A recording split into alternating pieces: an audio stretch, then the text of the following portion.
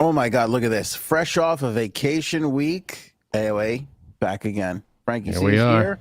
What up, What's big happened? dog? What's going on? Lots. This and that. Kevin Spacey, James Gandolfini.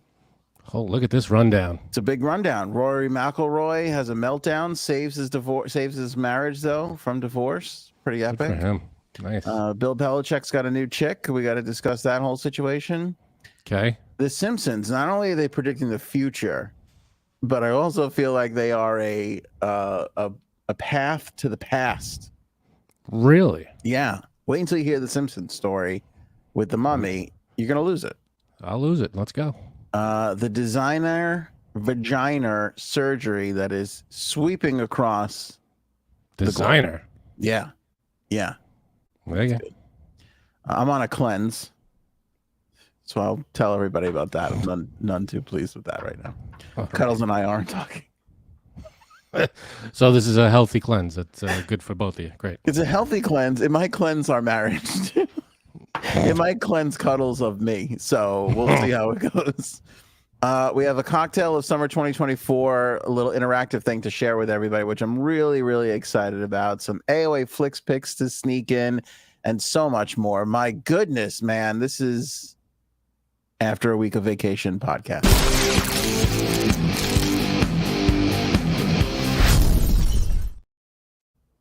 It is indeed. By the way, website anthonyonair.com down. We were just suspended from Facebook For what? just before the show started. Not for anything that we did. Our virtual studio that we use, which everybody can see here, this little area.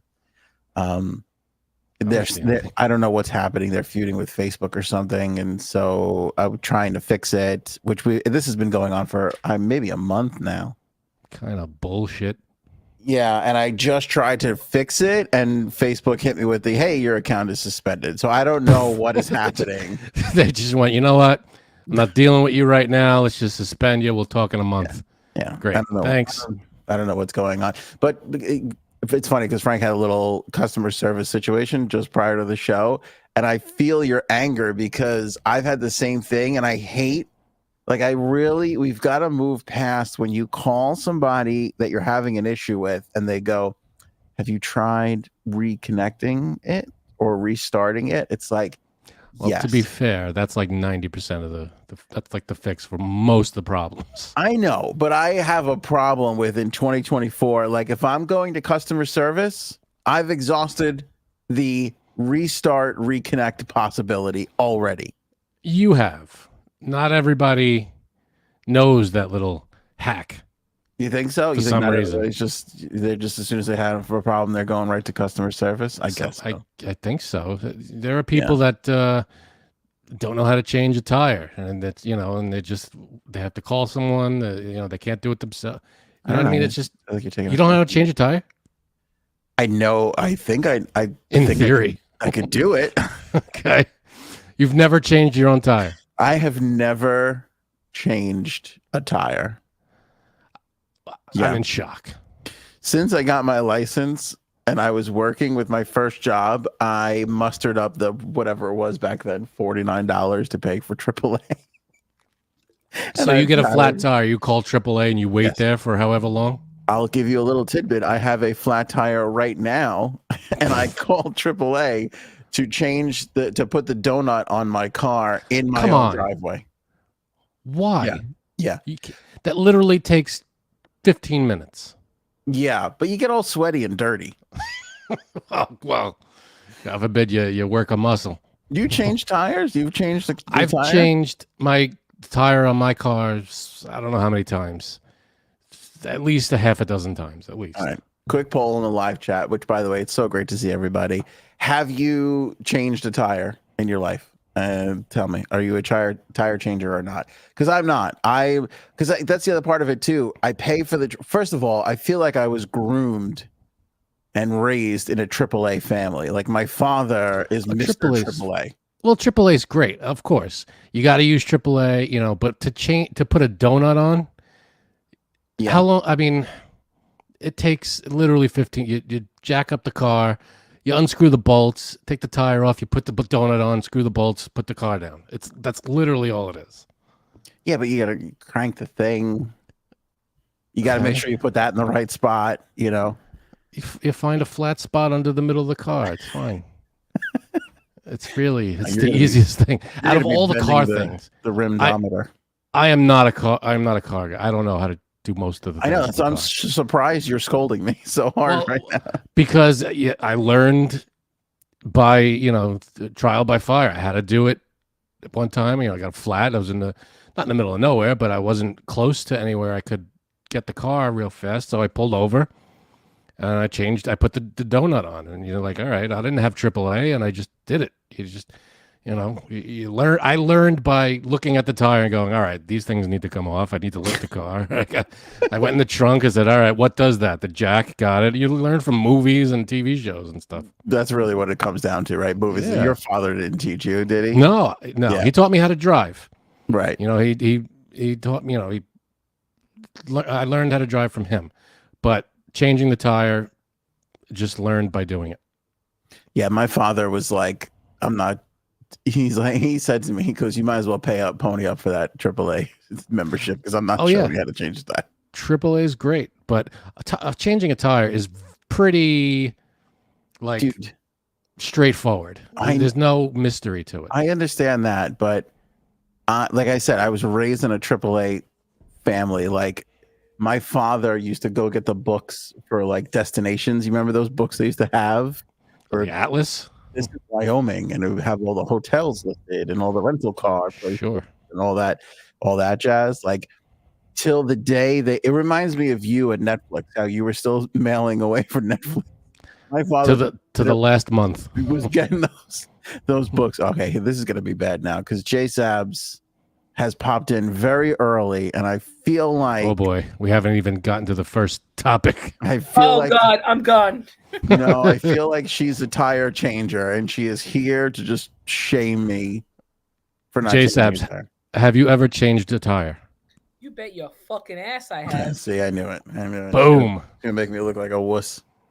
In all, I'm gonna give you the benefit of the doubt here, because I feel like a lot of people don't know how to do it.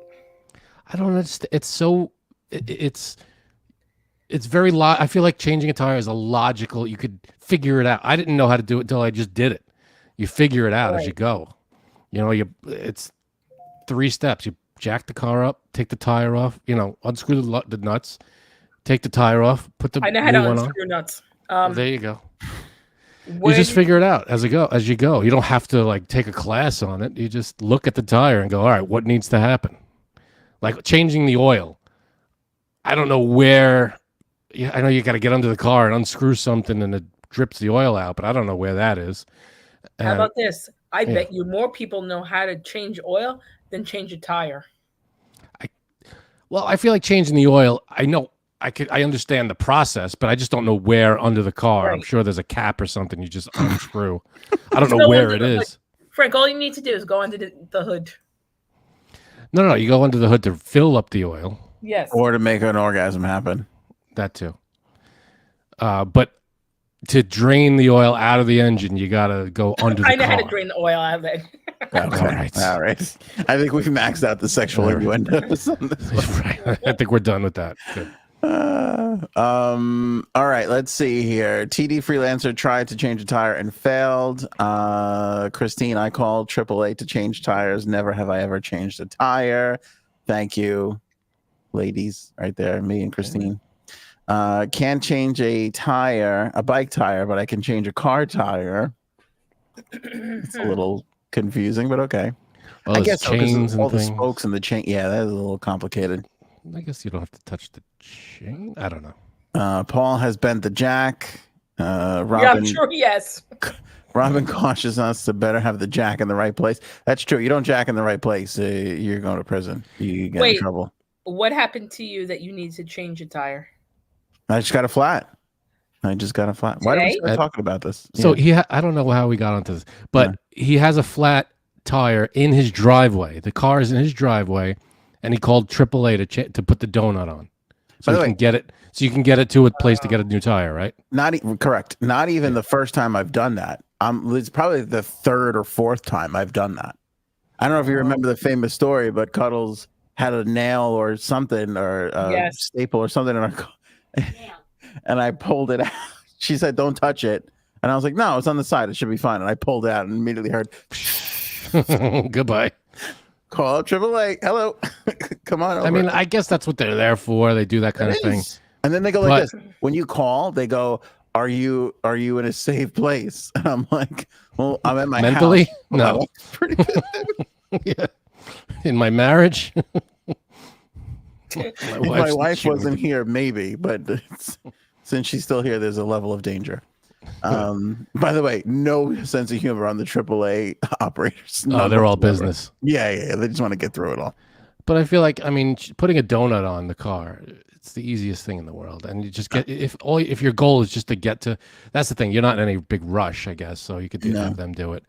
But if you're like on the side of the road and you got to put a donut on, you should, and you're maybe in a hurry to get somewhere or whatever, you should at least know how to do it. Do you know how to do it? I probably could. I mean, maybe, but I'm paying. Figure it out. So I'm using it. That's how I look at it. How long did it take to get to you? This guy took like a good hour and a half. It's a long time. You could change your tire in 15 minutes. Mm-hmm. Yeah, but I was sitting in my living room watching Netflix. No, but I mean, if you're on the side of the road and it's either wait an hour and a half for AAA or change your tire. I forget what happened. I mean, maybe the battery died on my car, and I was literally in the local shopping center, and I called Cuddles and I go, "Come meet me for dinner."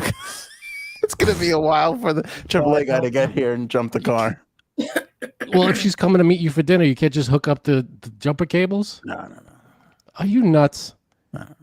That is literally a 2-minute process. No. Nope. That's way easier than changing a tire. Did I ever tell? Okay. All right. So, radio story here. I'm at CBS FM. We're at some huge festival in New Jersey. Cars parked next to our display. I'm hosting. I'm doing the whole thing, telling all the people all the stuff. And the battery, the intern left the back trunk open a little bit, so the battery's dead. Okay. Go to jump it, and somebody was nice enough to pull up after the thing. I'm exhausted. Go to jump it, and I hooked the cables up to the wrong part of the battery, and I wound up shorting the the power windows, so the windows were down and I could not put them back up, and I had to drive over a bridge and a tunnel to get home. I was freezing and thought I was going to die of carbon monoxide poisoning. How the hell would you? It's red to red, black to black. That's it. I don't know what I did. I put it on the wrong thing, and then the windows wouldn't go up, and then I blamed everything on the intern. Jerk. Oh my God. That's like this. They make it so that it's very, user friendly. Red clip to the red thing on the battery, and I don't know. I think I hooked it up to the battery and the oil thing. I was just anything that it would grab. That was it. That was it. Brian has a good point. Thank you, Brian. On my side, by the way. Oh, damn it. I got excited. Anthony, you ridiculed Frank when he couldn't figure out why an electrical outlet wasn't working. That's right. Half of my house's power was out. I had no idea what happened. Turns out the GFI outlet tripped, and I didn't know. It was a GFI outlet that's nowhere near water, so I didn't even know it existed. It's behind a couch somewhere. And I didn't know that one tripped. They came in, pressed the button, and the power came back on. I didn't know that was a thing. I still think that's more embarrassing than my AAA dependency. I didn't even know that was. That's not a thing that you could. I mean, you could figure it out eventually, but it's not like a very obvious thing. I don't think. No, I don't know. I got to tell you, I go flick all the light switches in the house. Well, now I know. Well, no, the lights were off. It's the outlet was. It's the little button on the outlet. Sorry. Yeah, I didn't know that tripped the whole half of the house from that little outlet. All you had to do was press the reset button on the outlet, and everything came back on. That's pretty funny. Well, I stand by my ridicule of Frank on that one, Brian. I hate to tell you, I think that's justified.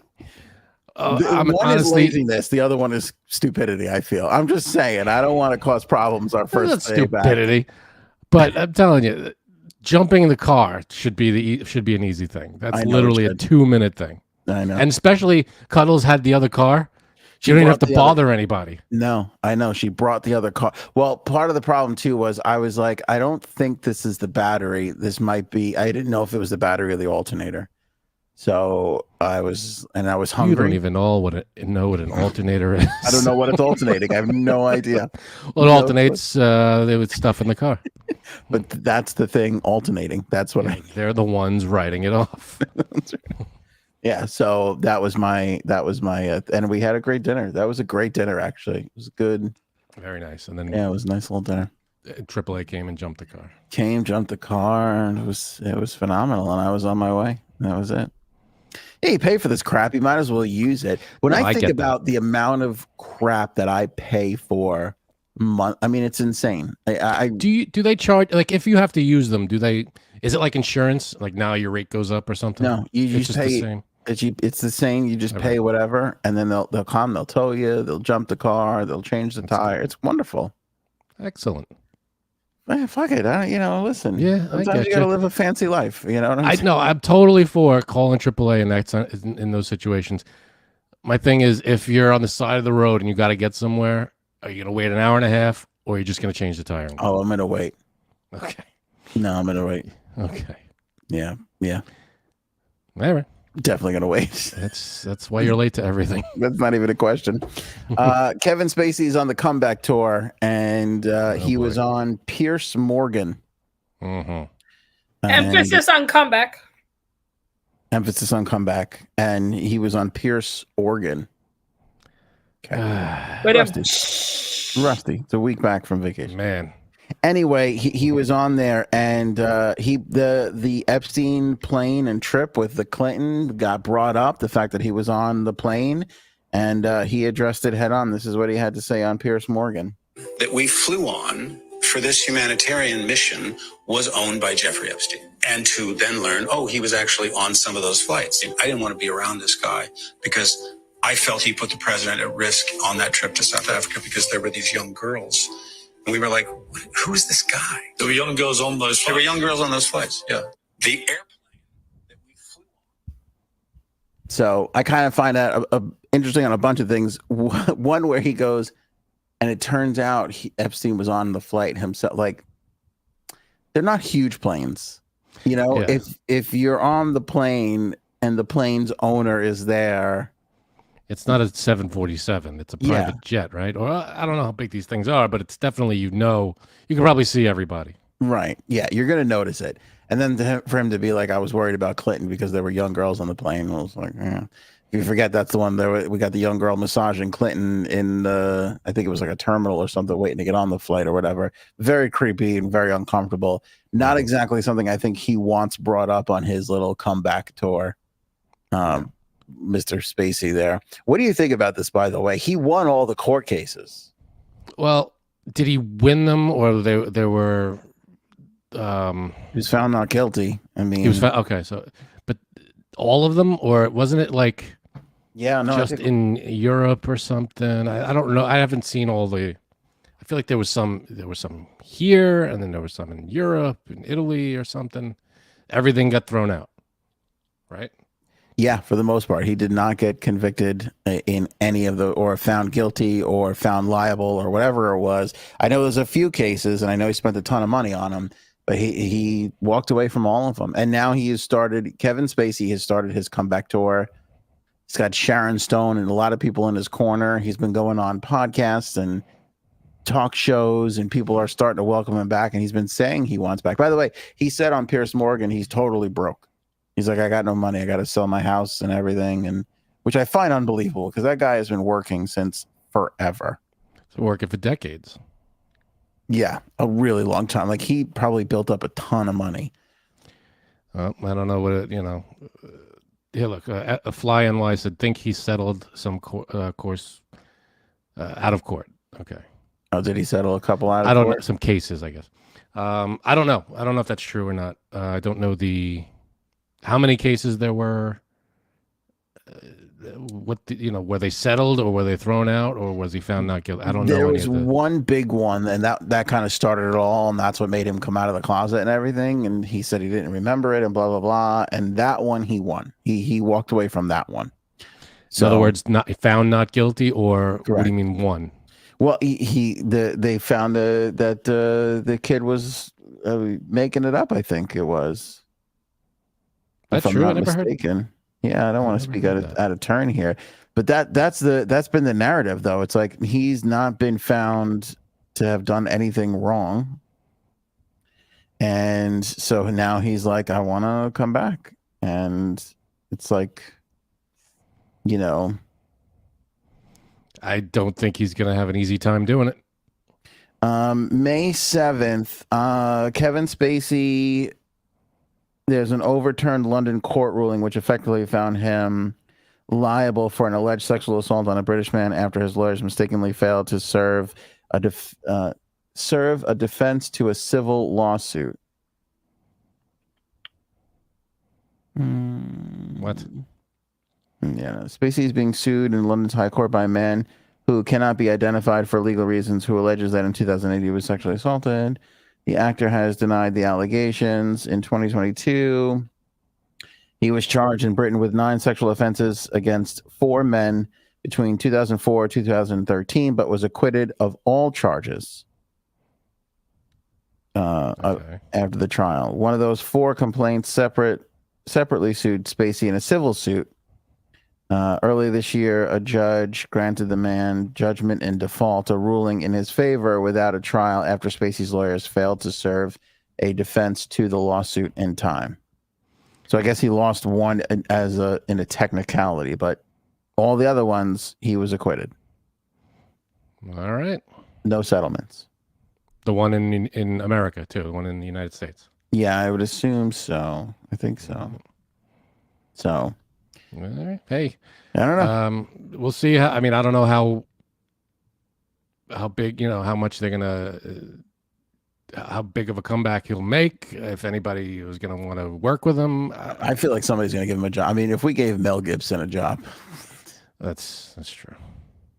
If he's not guilty, if he's found not guilty in a court, I mean, what are you gonna do? Right. Did he probably harass some people? Probably. Right. But, I mean, yeah, it's going to be tough there. Right. I don't see him getting to where he was.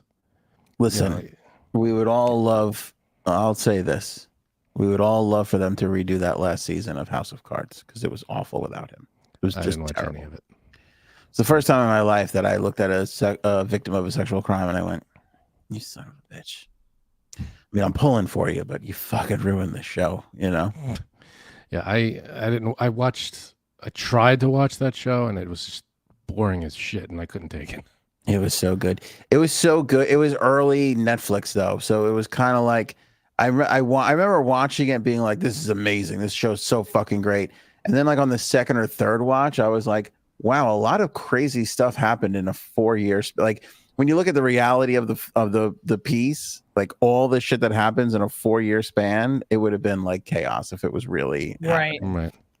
It doesn't sound right. Okay. Yeah, because spoiler alert, he cons his way into like the presidency. It's pretty amazing. Right. But it's like when you look at all the things that happen, you would be like, oh my God, I mean, this is insanity. Like if this was really happening in the world. So right. We'll see. We'll see if Kevin Spacey comes back. But I think, again, I found it interesting. I feel like these little sparks like this, you never know. They could start the whole, because again, Clinton always denies being on those planes and all the shit. Who knows? Right. I also thought it was not a great look for him to go like, and then he was on the planes. Like, I feel like that's such a fucking lie. Like, it's such a lie when you're like, and then I discovered like it's his plane. Yeah. And you're surprised that he's on it. Right. It's like, well, who did you think was going to be on the plane? I mean, and where were you going? Yeah, multiple times too. So when you're like flying in Africa, what's Africa from New York? Like, I mean, is it like a 12-hour flight? Probably at least. So you're taking multiple, and it's like a weeks-long trips. Like at some point, it's gonna come across like, hey, whose plane is this? Like, I mean, I feel like at some point you're gonna be like, who's giving us this ride? Right. Yeah, I'm on a private. Who's paying for this? Where? It's weird. Very. What also, yeah. Kevin Spacey doesn't change tires. I'm just putting that out there. Saying another problem. Yeah, but I feel like we root for underdog. Like I feel like we love comebacks. Like we love a comeback in America. Yeah, that's true. Depends on the thing. Like there are people that are not coming back. You know, like no matter how hard they try. Like Bill Cosby will never come back. Oh no! And no one wants him to come back. Right? Where's he been though?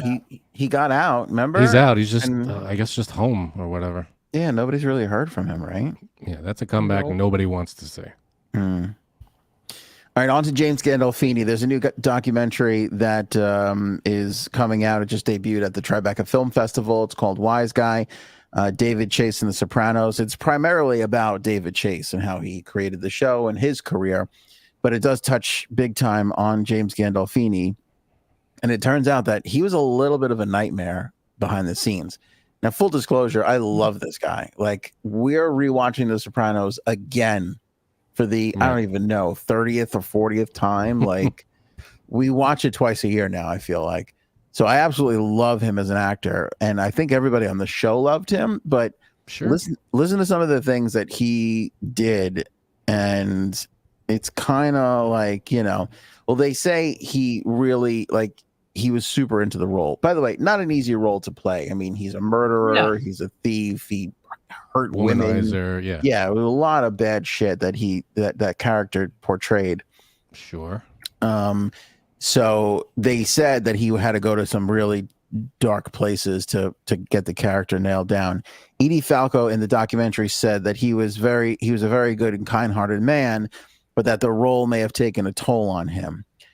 David Chase says in the documentary that he had to go to places that were destructive to him and painful for him in order for him to pull off Tony Soprano.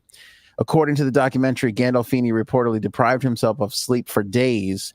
He would walk around with rocks in his shoes to get angry. Ooh. And he would often bruise his hands by hitting the inside of the character's car. Like whenever he was in a car scene, like he would like punch the car. Ooh. Yeah, that's a little. I mean, can I just say, the guy who like did some papers in the back for us, he reminds me of him so bad, and I fuck with this guy so bad, and he has no clue that I'm just making fun of him. Basically, not making fun of him, but I'm playing his game. Like, oh, whoa. Why are you messing with him? What are you doing? Because I just like to. Did you tell him that he didn't have the makings of a varsity athlete? Yeah, right. The papers are coming out nice, but you never had the makings of a varsity athlete. Yeah, right. So, I mean, well, there's more. Do you want to hear more? All right. I mean, go ahead. Yeah. They said that he threatened to quit the show nearly every day, including when there was an attempt at an intervention to stop him from frequently drinking. The head of HBO, Chris Albright, reportedly claimed in the documentary that he tried convincing Gandolfini to go to rehab, and in response, Gandolfini yelled at him, "Fire me," and walked out of the room. Oh. Yeah. Fucking fire me. Oh, you fuck. That's pretty good. Yeah. We do know he drank a lot, because if you listen to who played Chris, what's his name? Imperioli. Michael Imperioli. Thank you. If you listen to Michael Imperioli, there are a lot of stories of them all getting fucking shit faced, getting hammered. So he definitely drank a lot. Well, was that also for the character, or was he just was that Gandolfini, or was that him trying to do the Soprano thing? Get into the character? Yeah, I don't know. I guess it's kind of both. I don't really know. That's how do you? I mean, there's no other way you can get into character. You got to put rocks in your shoes and punch a car. Dude, that's miserable. I mean, you ever have a rock in your shoe? That's a miserable. Oh, it sucks. You fucking rock. Oh, I got a fucking rock in my shoe. Oh, motherfucker. Yeah. Rocking the shoe is a miserable. That's the only thing you'll stop and take your shoe. Like nothing else, you just stop and just lose the item and fix it immediately. When a rock's in the shoe, you got to stop that right away. How's it get up there? Don't be fooled by the rocks that I got. I mean, your shoe, it's like 3 inches off the ground to get into the shoe. How does The Rock jump into the shoe? Yeah, that's ridiculous. But for him to put it in there, I mean, that's a big. That's insane. I mean, you can't just get into the headspace. I mean, maybe you did. All right, I could see if he did that a couple of times to get the headspace right, and then he'll just go revisit it, in the future. Mm-hmm. But he did it all the time. Like this was his regular thing. Yeah. Ugh. Yeah. I mean, when you think about it, he was a pretty angry. The character's angry as shit. Yeah. No, he was angry at every episode. He was a miserable, angry. That's why I never, it's such a weird. Like they all do these things, but none of them are like. Are any of them happy? None of them are happy. None. They're all miserable. Yeah. You never look at them and go, "Oh, this guy's living the life." It's like they're constantly looking over their shoulder, mm-hmm. and it's just a miserable. You have to, if you don't do whatever you're gonna do, your job or anything, you don't know what's gonna happen to you. Yeah. How could they ever be happy doing that? Oh. What the fuck a gabagool? Oh. Cop. That was the best scene when he on the lo mein. I'm dreaming of that lo mein. Oh, the fuck over here. The fucking lo mein one. Yeah. The lo mein one is so good. But, calm. He used to yell, calm, like that. Calm. What now he didn't, this was all to himself. Like he didn't take it out on anybody, right? He wasn't abusive. No, I don't think he was abusive to people. Sure. But I mean, listen, David Chase has given interviews where he said that they had difficulties together. Okay. Which I get. Arguments, yeah. Button heads, I get that. And I feel like that's a lot of shows that happens, but and I don't think he loved doing that show. Like I think it was a huge break for him at the time. Right. But think about that. Going into season 3 and then 4, I think he was probably thinking, all right, enough already. Like I can't be doing this all the time. But I don't know if you remember, we talked about a book that was written not that long ago where they said all these horrible things about him and everybody like came out and slammed that book. Do you remember that? It wasn't that long ago. Yeah. It was like a producer he produced another show or something, but like on The Sopranos, he was just like a lackey. And they were all like, who the fuck is this guy? He doesn't know. And now here's this documentary and they're all like, yeah, I had a big drink. Yeah, there were some problems. We can say it, but you can't say it. Yeah, who the hell are you? Yeah. But I feel like everything else you see him in, he seems like such a nice, he's a big, big, intimidating looking guy, but he always plays a nice guy, a good character. Tony Soprano was a scary son of a bitch. Yeah, he was. He was a rough motherfucker, that's for sure. Rough. And by the way, in that book, they claim that the Albright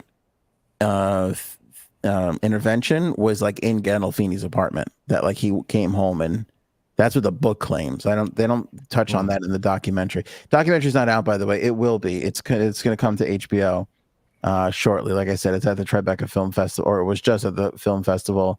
And it's going to get its proper release and run, so everybody's going to get to see it. But I wonder what his family thinks of, like his son and everybody. Yeah, I know. I think we're going to get more June. Let me see here. It doesn't Uncle say June. Uncle June. Oh. We still quote that show on a daily basis. In this Do you really? All the time. You cannot say the word cayenne in this house without us going like the pepper, because Carmela gets the Porsche Cayenne and she's explaining it to people. Yep. I fucking love that show. It's a great show. All right, Rory McIlroy. So for people who may not know, Rory McIlroy, big PGA golfer, totally blows 2 huge putts in the US Open over the weekend. And then today is spotted with his wife, who just a few weeks ago, he filed for divorce from, what do they say? Not irreconcilable differences, but it was something irrevocably broken or something. I forget. Yeah, it was really like a big finalized, like, we cannot be married. And irrevotably broken is what the divorce filing said. And he rescinded the filing, and now he was seen walking around with his wife around town, which I love. Okay. But that's kind of a tough thing to file for divorce and then stick it out a little bit. Well, I wonder how mutual it all was, and then I guess if they made up in some way, that's good. Ew. So wait, what did this have to do with the putting? What do you mean? He missed 2 putts, and then what? Oh, because he was going to win. He blew 2 putts, and then had to sit in the clubhouse and watch Bryson DeChambeau win the U.S. Open. He would have won it, and people were stunned. Yeah, they're like, "What?" He's one of the great golfers. He's huge, yeah. And people are like, "What? What the fuck happened?" So much so that he had to put out a statement on what happened with the missed putts. Yeah. Aaron C thinks she's good luck. He wants her back because he was winning when she was around. Hey. Well, he won a big tournament and then filed for divorce the next day. It was like, congratulations. How are you going to celebrate this win? He's like, oh, at my lawyer's office, fucking filing some papers. But yeah, here we are, just a few short, which I'm excited about because whenever you could avoid it. Oh, here's the thing that he said too, which I found so interesting. And I find this so interesting. He said that they sat down, him and he filed for divorce, and then they sat down to try and figure out a parenting plan for they have a little daughter. Mm-hmm. And that they met a couple of times a week for 4 weeks, and then they decided to stay together. What I love about that is when you look at the amount of work you're going to have to do to co-parent, you might as well just stay in the marriage. You know what I mean? What's the fucking point? At that point, listen, unless you're getting beaten or there's mass cheating or something, those are different stories for divorce. But sans those things, if you just are constantly fighting with your partner and you have a child, figure something else out because divorce. Work it out, people. Yeah. Divorce is not the answer. And I really believe this because now you're still in a relationship with this person, but now you've introduced other partners that are going to come in and complicate the whole fucking thing for everybody. Right. You know what I mean? I feel like you think you're going to be happier and maybe marginally. You know what I mean? Is it really worth it that much? Hey, so they worked it out. That's worked it out. Again, listen, if you're getting beat, if it's an abusive thing, that's a different story. You could find more happiness that way. 100%. But this doesn't sound like there was any of that stuff. It just sounds like it was a little bit of difficulty together, and I just found that funny. Well, that's good. Yeah, they took your advice. I guess they were they were arguing about whatever, and they resolved it. That's the thing. See if there's a solution before you jump to divorce. I feel like a lot of people jump to divorce very, very quickly. Very quickly. Well, I feel like for a long time people say half of all marriages end in divorce. But I feel like that's been what it's been for since that phrase was said. I don't know how long ago. It stayed at 50%. Is it still 50%? You know what? I think it went down post-pandemic. Do you remember that? It actually went down, the numbers. There were less divorces. After the pandemic. During and I believe, I don't know when after the pandemic really started. Right. Somebody said the other day, I was watching something, they're like, when we get done with the pandemic, and I was like, what? It's very over. I know COVID is still around, but the pandemic is very over. Yeah, by all accounts, it's done. Yeah. So I found that pretty interesting. But wait, hold up. We're holding. You really think that people jump to divorce nowadays more quickly? Too quickly. I do believe that. Oh, I think the opposite. Before working things out, there are your cases where there's cheating or abuse or something like that. Divorce is necessary, but you're saying that there are people who jump to divorce simply because they can't resolve an argument. Well, let me see if I can hedge what Jay Sabs is saying here. I think problems will be ongoing for years. I mean, I think you could be looking at like 6 or 7 years of like miserableness before. But what I'm saying is when you get to when you start to broach the subject of separation and divorce, I think it happens too quickly from there. Right. But you also, which I'm surprised at how you feel about it, is that you can't believe, like, you can't, and you said this before, you can't believe that people can't just work on things that they get divorced. Yeah. Right? Yeah, I believe that. Yeah. And I don't think that way. I don't. Well, you're stupid. Touche. I'm surprised that you think that way. Really? I am shocked that you think that way. I really, and me, She's saying most divorces are frivolous. Like they don't have to be divorces. You're saying that they could just be, there are arguments that get out of hand that could be resolved. Right? Is that what you're saying? No, I think that can I just say what I think he thinks? Yeah, say. What do you think he thinks without him saying what he thinks?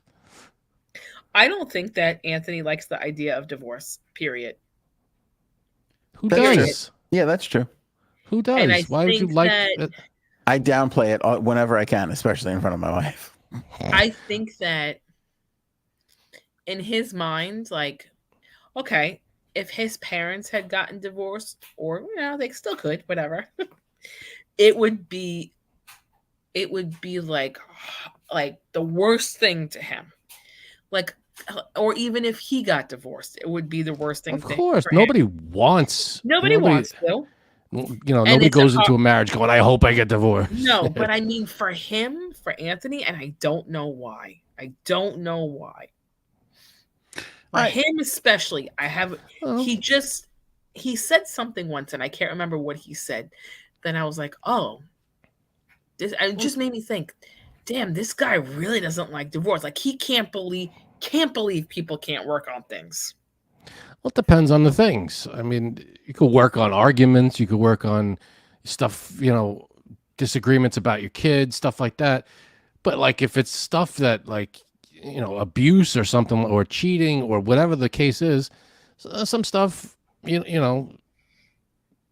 divorce is necessary. But okay, let me ask you something. There are things where maybe people, he's saying there are things where people jump to it a little too quickly. What, Anthony? This is just a scenario that comes up a lot. Okay. If like you had a problem with your wife's family, or your wife had a problem with your family, do you think that could cause a divorce, or you think that should be worked on? No, that should be worked on. Yeah, worked on. Ooh, okay. Yeah. Guess what? I don't agree with that. Because so if you two people are in love and they're married and they're having and they live together and they're happy, but the parents don't like the guy, they should separate. They should be divorced. That doesn't. No, I know. I don't think that they should. I think that. Well, I mean that seems like something that could be fixed.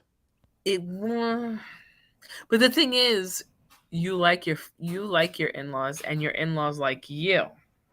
Okay. If it was turned around, like either way, no reason to divorce your wife. It's nothing to do with the wife. It's But it causes a lot. It causes a lot of trouble. It really does. Yeah, but it can cause a lot of trouble. Yeah, trouble's one thing, but you can handle. And it sucks, but either you have to cut off your family, or cut off your wife.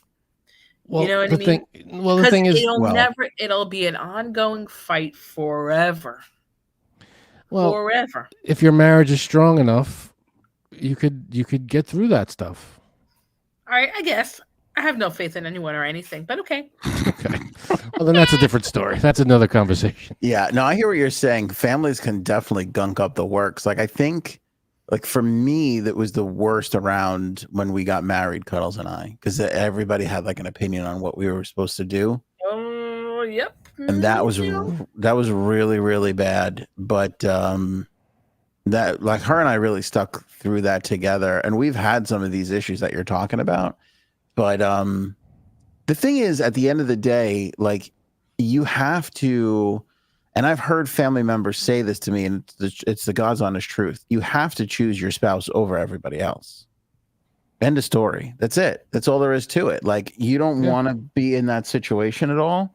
No, but you have to. You're a team now. That's it. This is. I agree with that. That's it. That right. I agree with. Yeah, and my mother has said that to me. My mother has like said to me, like, we're gonna be dead. So it's like you have to choose your wife.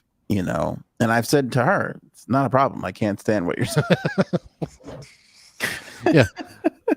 Thanks for the call. Talk to you later. Yeah. It's just I just think that there are certain situations that some things you just can't move past. Yeah, there are some things that you can't But resolve. I think Anthony can I tell you something? I can fix more those. than not. I can fix those situations in 5 minutes. I'm with you. There's so many things. Making them a margarita or giving them your dick. What is it? No, I'm just saying. You put me in any scenario. You give me the whole layout of the case. I'll fucking fix it in 5 minutes. I'll tell you who's wrong and who's at fault. Yeah, but that's not going to fix it. That's just going to say who's wrong and who's at fault. Now the person who's at fault is going to be mad at the person. You got to go with her scenario of family. Somebody on that family, and it needs to be said from whomever. That family needs to be told, you got to stay out of this. You're causing a problem. You're just causing a problem. Like it needs to be said to the family, do you want this marriage to end in divorce? No, then shut the fuck up. You're baiting me right now. You're baiting me. Go ahead. But what if it's yes? What if what's yes? Do you want this? If you're saying to the family, do you want that marriage to end in divorce? Then they got to be cut off. That's all there is to it. I mean, that's all there is to it. I mean, I think most of the things that couples, I mean, I'm not in, I don't know what goes on in most people's lives and everybody's lives. Arguments are different everywhere, but I think you're right. I think a lot of things that people fight over are not as big as, because a lot of people have a penchant for misery.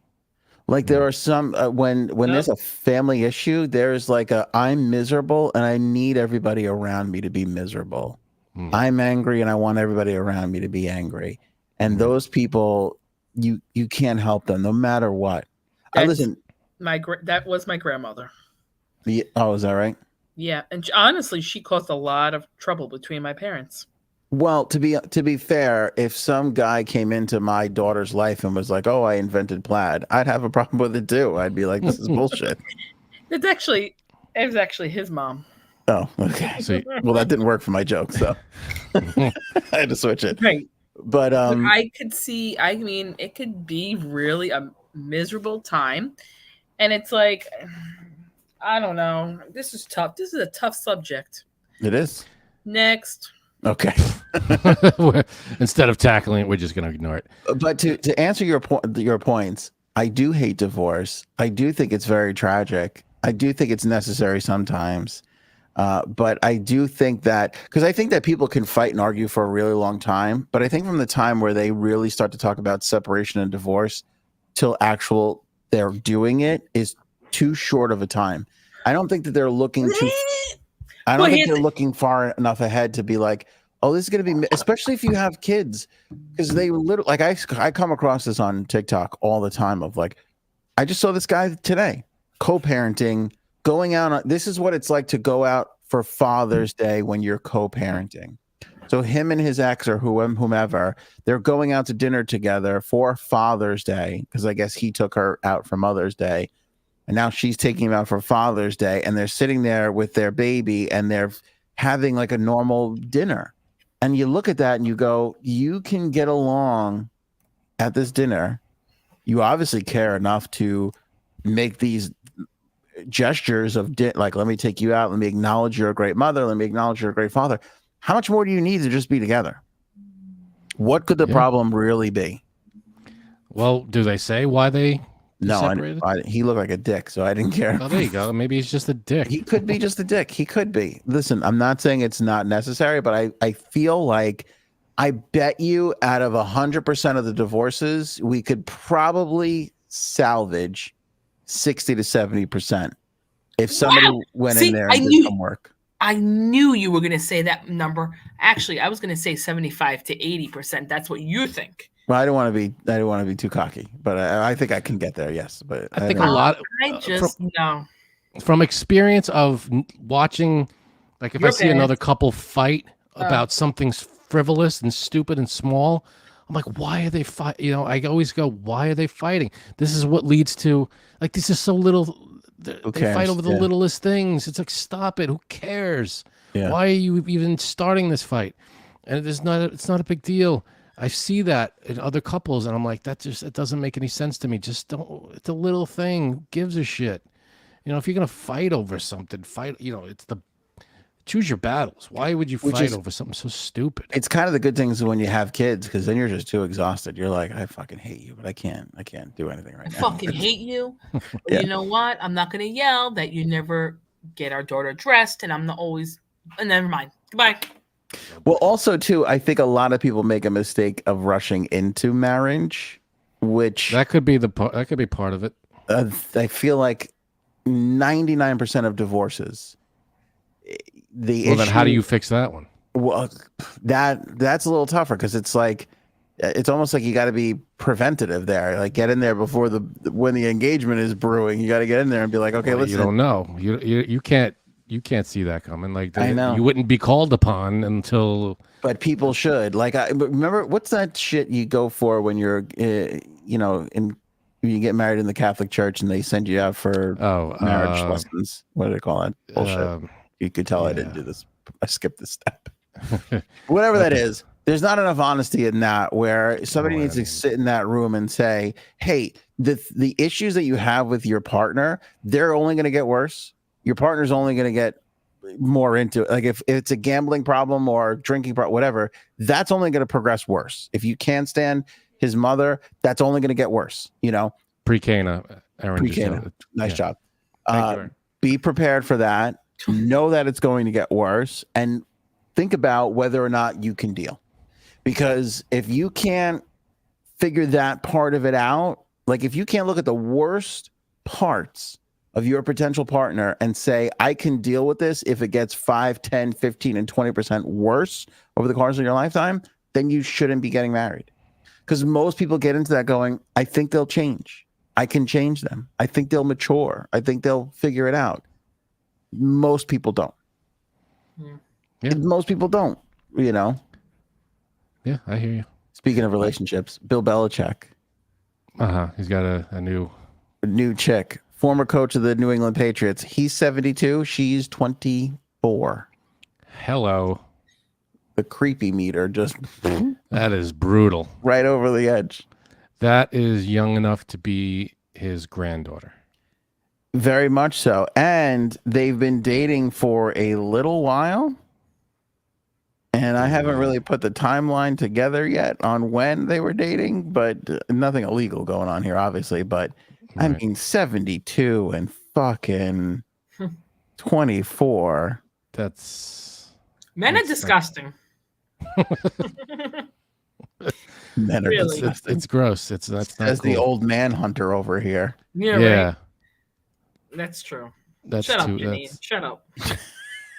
No, but I mean, really, what are they talking about? I mean, really, like, I don't know what sort of weird daddy complex or grandpa complex. Is she waiting at the clock? Whoa, is that whoa. Maybe. How healthy is Bill Belichick?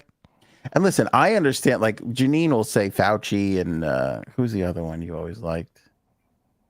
Bush? Was it Bush? Oh, he's so cute. cute. Talking about? She's got a thing for goofy older guys too. Actually, now that I think about it, they're all goofy looking. An older guy that isn't goofy looking. That's true. Bill Belichick is like I get the salt and pepper older guy bit. He is like a fat, disgusting, like grumpy piece of shit. Like he's not I mean, he could be a wonderful person, but he doesn't appear to be that way. He seems very miserable all the time. Super miserable. Smile. Yeah. And I mean, again, maybe she's like works at his doctor's office and knows some things and is like running out the clock. I don't know. By the way, she was a former competitive cheerleader. Okay. In 2021, she won the National Cheerleaders Association Championship in Daytona. In 2024, Bill Belichick was spotted at a cheerleading competition. It's kind of gross. Gross. It's very, very, very gross. It's not cool. Not cool at all. The Simpsons. Usually the Simpsons predict what's like going to happen in the future, but this story is pretty interesting. So they were digging, as they tend to do, and they unearthed a mummy coffin. And inside the coffin, which they're estimating is a 3,500-year-old coffin, 3,500-year-old cemetery in Manya, Egypt. They discovered this coffin. They take it out, they turn it around, and there's paintings and carvings, as there tends to be, that they were doing that kind of stuff back in the day. And one of the paintings is like a dead ringer for Marge Simpson. Get the hell out of here. Legitimately, I'm going to put it in the live chat now. Yeah, I'm going to put it in the live chat for everybody to see. But legit, like down to the big blue hair, the green dress. I feel like I've seen this. I've seen this one. Yeah. I did see this. Okay. And they just discovered it. So it's like kind of strange that they're uncovering old shit that is very Simpson-esque and on top of all the new stuff that Simpsons predicted over the last 30 years. Where's the picture? I hate when it's like a million different things till you get to the picture. Yeah, sorry about that, but yeah, those are articles these days, basically. But yeah, that's kind of a little. It feels like the Matt Groening there is some sort of weird, bizarre space time traveler. Probably. I mean, all right, yeah, it's got the yellow Simpsons style skin and the green dress, and she's just got to be holding a baby with a pacifier, and you got Marge. Well, they haven't. Well, they're gonna keep digging. They could find Maggie if they keep going. You never know. Turn it over again. There's how many sides to a coffin? Yeah, exactly. Let me see. This is. I mean, the blue hair is pretty high. I mean, the only argument you can make is it's kind of like a flat top instead of rounded, the way Marge's hair is. Still, I mean, even the dress is like the same, like cut off. It doesn't a strapless kind of thing. Strapless, same, so like weird. Identical shade of green. It's weird. Freaking right. It's so strange. It weirds Simpsons, me out. A lot going on there. There's something about that show. That show. I mean, yeah, it's been on for like 30-something years, so they're bound to be a few coincidences. But when you look at them, they're pretty dead on with a lot of stuff, and like it's freaky. It's not like just anybody could have said that. It's like the prediction, especially the prediction stuff, is very, very weird. A lot of it's weird. Very the much 9/11 thing. Did you see? You know that one? Mm-hmm. Mm-hmm. They're all weird. They're all crazy. It's insane. I mean, the Simpsons take a trip to New York City, and they show the brochure, and the Twin Towers are on the brochure. And it says special $9, and there's a 9 in the two towers. Mm-hmm. It's like it's just a very weird, and the whole episode takes place. Well, I don't know, 60% of the episode takes place right at the Twin Towers, and it's just a very weird thing. The whole thing is strange. Speaking of strange, designer vagina surgery. You just wanted to say that. I did. That's it. Next topic. Okay. No, this is like a thing now. I think it came out of Australia. From down under? I got there first. I'm sure you always do. No. They say more than 500,000 Australians have had or are considering or close to having designer vagina surgery. What according makes to it some designer? Yeah, I think. And what's the surgery? What does the surgery do? What do they call it? It's like when they fix the labia. Labiaplasty, I think it's called. Yeah, labiaplasty. Yeah. You mean fix it? Well, I think like trimming hedges. I think they just kind of like, fix it, make it look. Take some meat off the top, a little on the side, on the bottom, And we'll remove a little roast beef, even it out. All right. So this is designer. It's not like, brought to you by Coach or anything. This is like well, no, I guess not. But okay, it's just cleaning it up a bit, I guess. Whatever. Just clean it up, yeah. Which I find amazing because when you think about all the ludicrous things that we do in society, from the you do what you want, jobs to the all this kind of crazy cosmetic surgery, this one in particular is crazy to me. Because I feel like by the time we get there, men and women, we're so happy to be in that neighborhood. Who cares if the shingles are a little, I don't think it's about the other person. I think it's more about the person getting the surgery is probably self-conscious in some way, or wants to for their own. When anybody does something. I can't say it. That's a little too. Most of the time, I feel like they just want to be happy with their own. Yeah, body. yeah, and there's nothing wrong with that.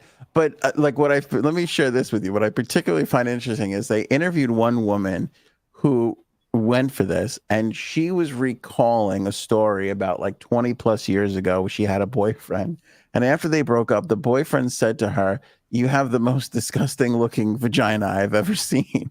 And I just thought to myself, he's a bad breaker-upper. He's a bad breaker-upper. Like, what man has the balls to say that to a woman? Like, oh, by the way, your vagina's terrible. Like, what kind of a fucking person are you? Again, because get out much. I want to know, do you get out much? Do I get out much? Man, oh man. Yes. I'm just saying, don't look a gift horse in the mouth. If you got to see it, you should consider yourself lucky. Don't complain about the setup, because then, by the way, you better have a perfect penis or vagina of your own. Like, you can't be out here throwing rocks at glass houses, with a big, weird, crooked dick, I guess. But again, you want to get designer vagina surgery. That's your business. I think it's great. But I'm saying, again, along with divorce, probably 99.9% of women do not need to do this. Sorry, people get the surgery so they don't get divorced. Booyah. Oh, if it's to save a marriage, then I'm for it. I mean, if that's the problem, though, was there anything really there in the marriage? There are some that, like, it's a fetish for guys who like a big... A lot going on? Like a lot going on, yeah. Yeah, I'm trying to think of a nice way to say. A lot of roast beef. They like a lot of roast beef hanging out of the bun. I think I covered it. I think you don't have to. Sorry. I think we're good. So there's people out there that like it. I don't know why people are feeling self-conscious about it. Like, just, it's not that big of a deal. Well, there's people that don't like the way their nose looks. They don't like their ears. They get surgeries for any part of their body. It's not, I don't think it's anything. You don't like the way something looks, you have every right to do what you. But going back to our divorce conversation, like, you're not going to get the perfect person. You imagine you find somebody so great and you're like, but their vagina, their labia is a real problem for me. Like, I can't, like, let it go. Like, just, find happiness in what you're doing. just deal, dude. Yeah, deal with it. So what? Like, Frank has said a lot of things about the women I've been with, and I have complained to Frank a lot about the women I've never been like, her vagina's driving me crazy. I just can't imagine having that conversation. I would stop you right there and say, I don't want to know about this. She's so wonderful, and she's so perfect for you. Yeah, I know, but the labia is just out of control. I can't take it anymore. Can't deal. Oh my God. Frank would strangle me to death if I told him I didn't really care for her labia that much. Can I just say something? I'd look at you and go, what the hell's wrong with you? Can I just say something? Yes. You probably have been with women who don't have labia problems. I don't think labia. I think let me answer you. I reject the premise of your statement. I don't think labia problems exist. Oh, I think you're wrong. I just don't think I'm not so. saying mine is, but I'm just saying I just think you're wrong because The defined problem is the thing. Like, well, and let me say this too. What constitutes a problem?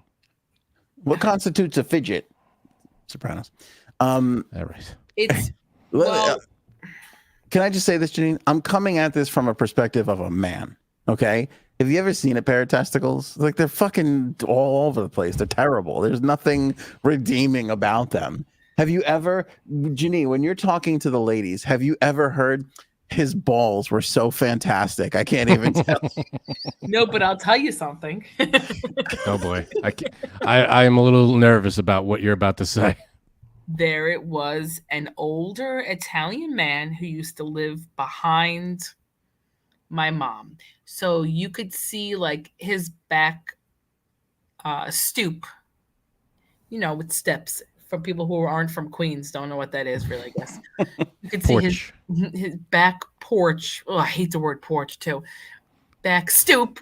And he would sit there with his, actually I have two stories. He would sit there with his legs up, balls, and you could see his balls hanging out of his shorts, almost hitting the ground. Oh God, hot. That we would go from the window to look at it. You're seeing, you could spot his balls from across the street. It wasn't around the block. The yard. It was whatever. Those are impressive balls. He's got to air them out, I guess. They do.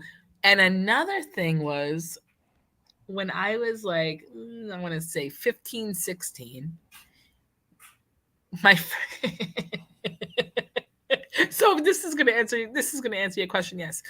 Where I was like 15 or 16, she was a little younger. I want to say she was probably 13.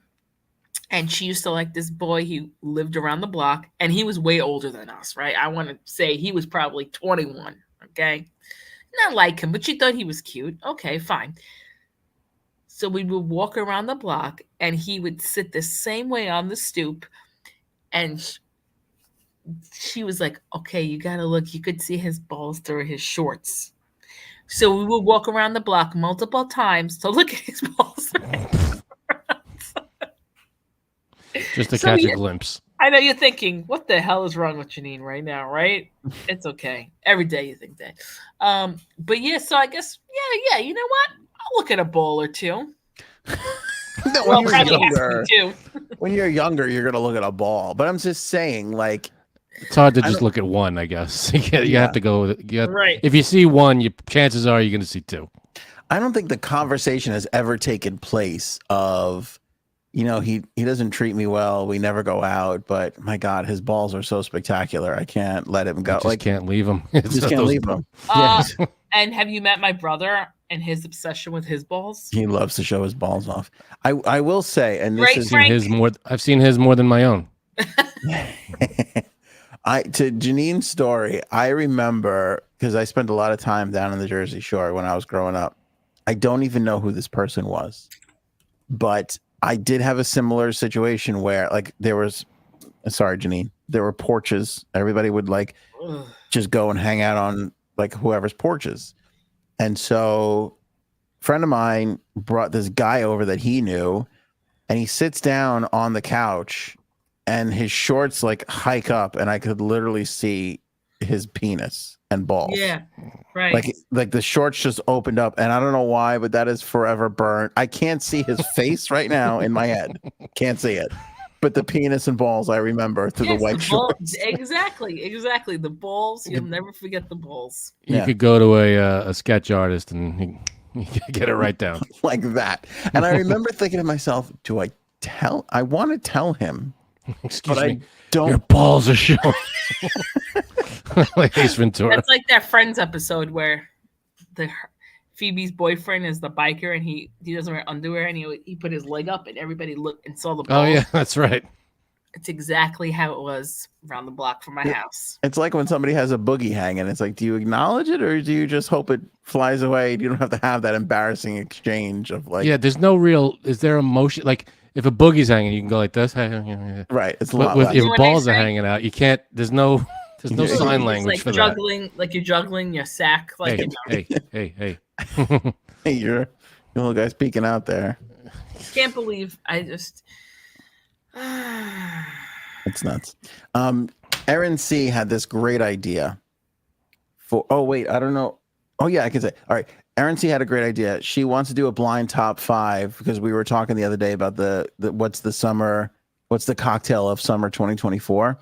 Right. So Erin C decided like, hey, why don't we let the audience submit a cocktail, and then I'll organize that into a blind top 5, where then once she has like the list of all the cocktails submitted, she can pick 5 out from there and give us the cocktails, and then we have to blindly rank them. And I thought that was a great idea.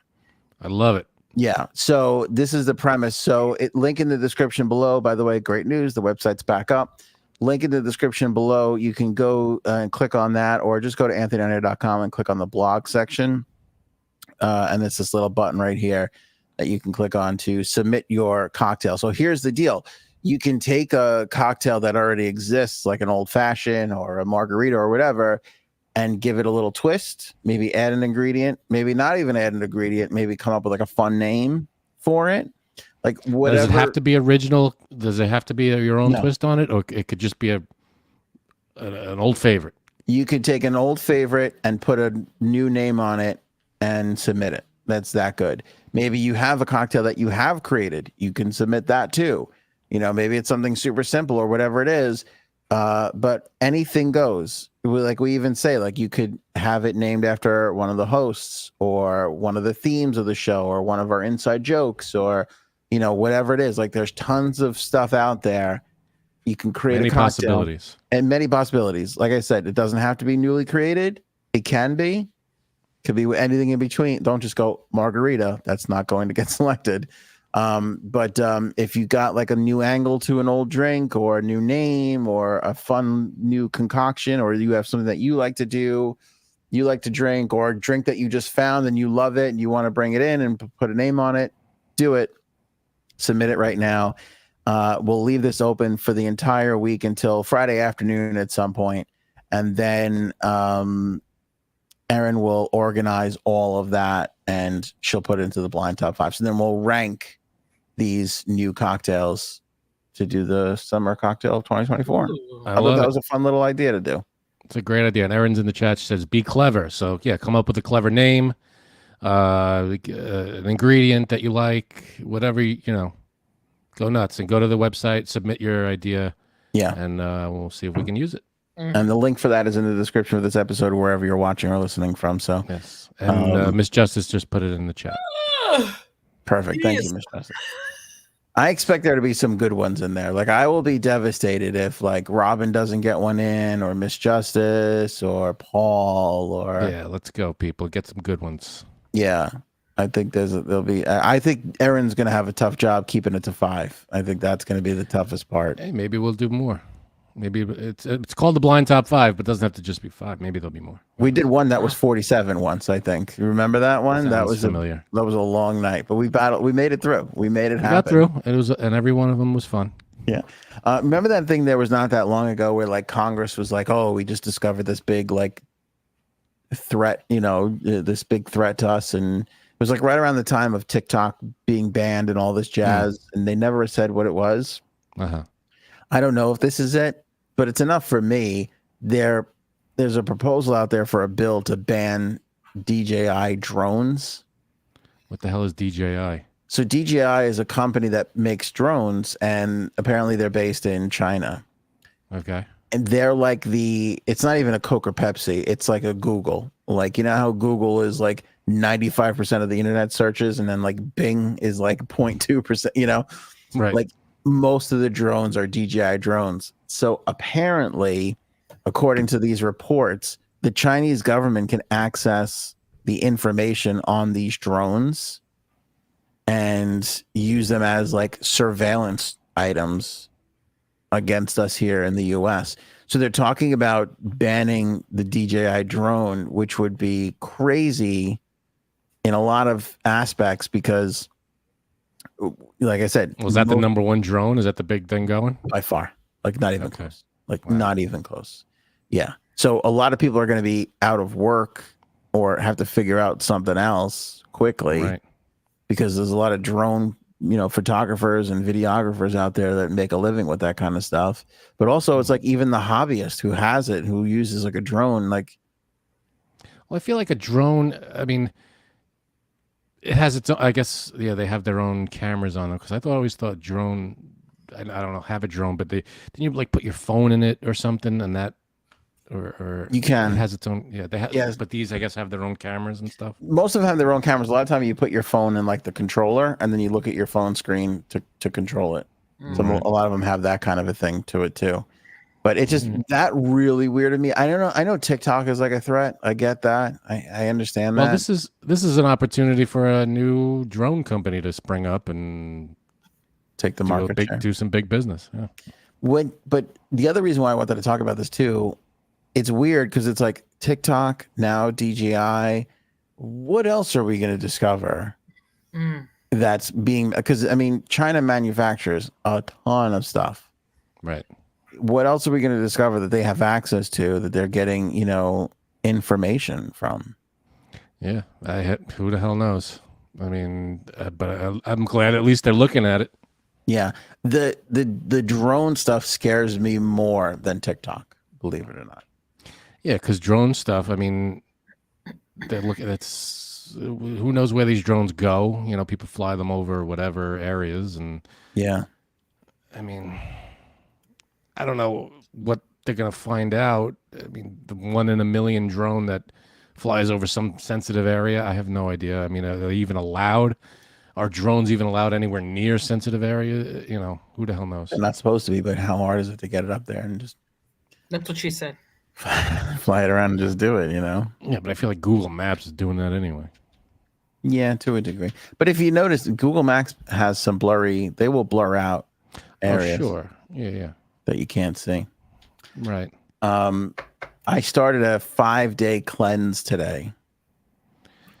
What is involved? Is this like special shakes or something? It's not shakes. It's a friend of mine gave it to me. It's a lot. It's all food. I love it so far. Yeah, it's not like there's no chemicals or pills or powders or any of that stuff. I would never go near that stuff. But it's like, I'll give you a for instance. Like I had to drink. This is why Cuddles isn't talking to me. I had to drink. She's also doing it too. We drank celery. We had a whole stalk of celery. We have to do that every morning, I think. Wait a minute, you blended up celery? Your celery stalk? Yeah. You take a celery stalk and you put it in a juicer, and the liquid that comes out, you drink it. The celery. I know. You would think so, right? I don't know. It's some difference. They say, according to this thing, it says that it matters. It has to be juiced. And the longer it sits, the less powerful it is.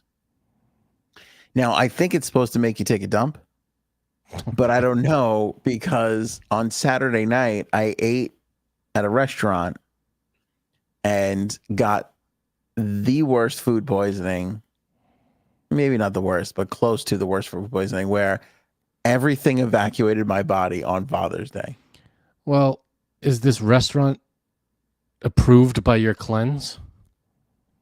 I mean, are you allowed to eat? No, this was before. No, so I knew like I was gonna. Oh, it's like Monday I'll start the cleanse. Oh, okay. And then it just so happened that so you got food poisoning. I got food poisoning on Saturday night going into Sunday. So I haven't been able to keep anything down. So I don't know if the celery thing really works, because when did you do you didn't try it yet? No, I started this morning. So this morning I had celery, and I think every morning you have celery. Then you have like a fruit smoothie where you just blend up a bunch of fruits in the morning. Then lunch was like a salad, but it wasn't, there's no dressing. It's literally like, put some lemon on the salad. Oh, come on. And so I was like, all right, I got through that. And then like dinner was a salad. And I just literally, look, this is you could see, I didn't even eat it. I can't even. Is there any dressing on that? No. Again, lemon. I can't. There's asparagus in here though, and tomato and red onion. I don't know. That gets a little weird. Tomorrow there's like spinach soup. Like you can make you blend up spinach and garlic and make a soup out of it. It looks very disgusting. And it's like a week of this, and I'm like severely regretting it today. Where did this come? Like whose cleanse is this? Where are you getting these instructions? So it's like a whole program. I don't want to say where. People probably can figure it out. But a friend of mine, it's something that you have to pay for, and a friend of mine gave it to me because he like went through it, and he's like, it's really great. So I was like, okay. I was like, oh, this will be good. Trying to stay alive, lose a couple pounds. Try. Okay, I was gonna ask what the goal. Yeah, what the goal is here. It's only 5 days. What do you? I don't know what's supposed to happen at the end of 5 days. Is it you're supposed to lose a couple pounds? Is it you're supposed to just feel better? Or what? Feel better. So there's a weight loss aspect to it, but it's also like the reason why all these all the foods are picked specifically and the timing of it all. So like when you get up in the morning, you put lemon in water. You have to drink 16 to 32 ounces of that immediately. Then you have to wait a half hour and then have the celery. And then you have to wait a half hour from then and have your shake, your breakfast smoothie, your fruit smoothie. And then it gives you little things to snack on, but it's mostly just fruits and greens and acid. Yeah, what is it? What did you say? Sounds like a lot of greens. Now, from what I understand, I don't know if this is accurate. Maybe I've heard this a few times. Celery, you lose more calories eating celery than you gain from the celery. Yeah, because there's no calories. There's no calories. And all the chewing and everything you do. Yeah, it's a really great healthy snack because it's crunchy. It's very satisfying. Yeah, but you're drinking it. Doesn't that take away? I don't understand why you can't just eat a stalk of celery. Why do you got to blend it? There's something that it's in the breakdown. There's something when you juice that. Doesn't chewing it do that? No, I guess not. Your stomach acid, doesn't that break it all down? I don't really know. But it was a crazy day today where I was like I still feel a little nauseous to this moment. I'm like, I don't know if I'm gonna fucking make this because it's like I'm still not entirely over the food poisoning. You ever have food poisoning? No, thank God. Knocking on wood. My God. My dad had it once, and it was not a great scene. Fucking terrible. Yeah, I was at a friend's house, and he called me. He said, "You got to come over here." I was like, "Why?" He goes, "I got food poisoning. I can't move. I'm wrapped around the toilet." I go to my dad's house. He is in the bathroom, on the floor. He threw up, and he's like, it's curled into a ball. He's like, I can't move. My stomach is killing me. I think I'm gonna die. And he's like, what happened? He's complaining, it's food poisoning. Blah blah blah. He's like, all right. He goes, just don't leave in case anything happens. So I spent the night there. I was like, all right, well, I'll wait. There was nothing we could do. It was food poisoning. He just had to get rid of it, and it was a nightmare. Yeah, I went to bed. We ate. I went to bed at 1:00 in the morning on Saturday night. At 2:30, I was up. And I started, how you can tell this is a dead giveaway. You start dreaming about it. Because I started dreaming about the uncomfortableness in my stomach. And I'm like, oh, I gotta get this. I gotta get rid of this. So I woke up and I was like, oh, let me go to the bathroom. And you go to the bathroom and then you're like, oh, it's not over. Yeah, there's more to this, and then that was it. The vomiting and everything. And then it gets to the point where you're literally,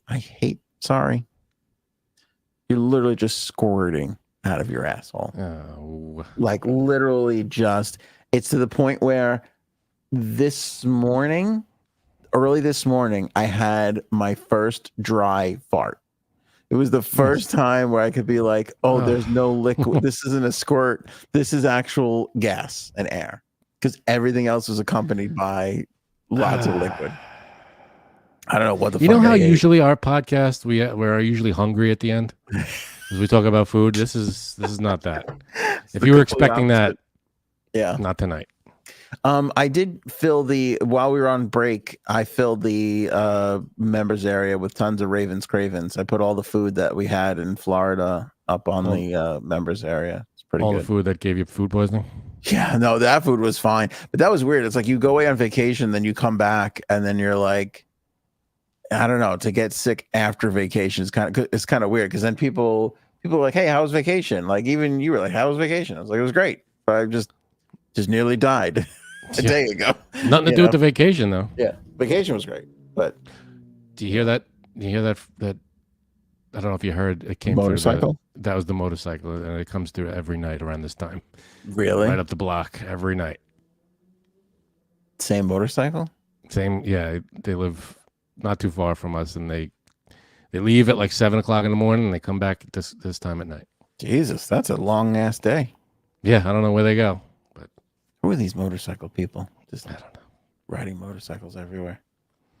But I'm glad you're. Usually, it's like a 24-hour thing. The food poisonings, right? That's yeah. Like I think got to get it all out. It's just got to. Yeah. Well, it was all out. I mean, it was all out. Yeah. Like there was. I remember saying to myself last night, I'm like, there can't be anything left. Like it was. Yeah, Anthony. Yeah, I know. I haven't said anything the whole podcast, but you're frozen now, and for like, I don't know, the last half an hour, your video has been behind by like a second. Oh no, really? Yeah. So like you said, oh no, really, and then a second later, it looks like you said it. I didn't say anything because we were going up. You're gone, and am I back now? Now I don't see anything. Now it's blank. No. Oh, okay. All right. Well, we'll wrap it up. Okay. I did want to just point out because Robin had a really great health tip. Oh, here it is. You lose more weight when you steal the salads. Perfect. That's good. Yeah, that's good. That helps because you're running away from the place. Right. It works up some energy. Your adrenaline is going. Right. Yeah, the whole package. I like it. Good idea.